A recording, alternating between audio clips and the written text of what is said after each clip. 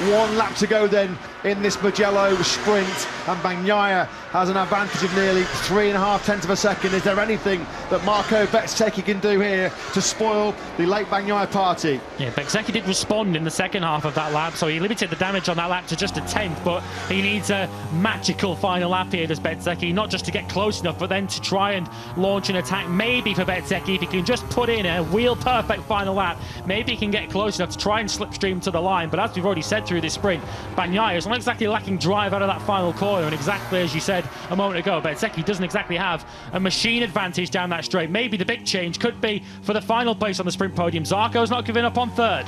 No, he isn't. We're right on board with the Frenchman now, the double Moto2 world champion, attacking hard there now. Where will he make his move? Will he make his move on the Martinator ahead of him? Through Arrabbiata 1 we go. Climb up the hill through Arrabbiata 2, third gear, around 150 kilometres an hour. What a corner that section of this Mugello circuit is. Martin has defended superbly. He's not been able to really show Bezzecchi a front wheel ahead of him, but likewise, he's not allowed Zarco to show him his front wheel in turn, has it? It's been a good job this by Martin. He had a couple of braking issues, small mistakes into San Donato on successive laps. This one has not run its course, has it, particularly for that final place on the podium. Zarco's trying to close in here and pick up some slipstream late on down the start-finish straight. You think he's going to follow Martin through Baccini and attack down the start-finish straight and try and beat him to the line. He's not going to go for it on the way in. Follow him through Baccini and attack and try and get the slipstream out of this final corner. He runs a wide line. It looks like Pecco Bagnaia is going to be tasting more race sprint Prosecco here in Mugello. He was winner of the Grand Prix here 1 year ago. There is more sprint glory in Mugello then for Pecco Bagnaia, the world champion. It's his third win in 6 sprints so far in 2023.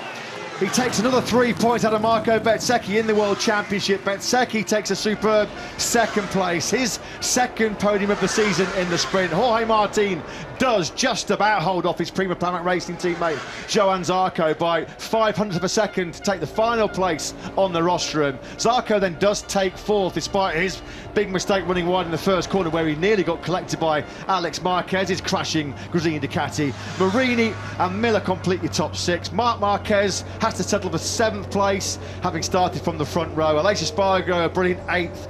Points also go to Enea Bastianini, two of the walking mood in this field. Quartararo misses out yet again. 6 sprints so far this season, and Quartararo remains on just 1 solitary point so far this season. Binder, after his long lap penalty, does recover to 11th place, but he loses a little bit of ground in the championship chase.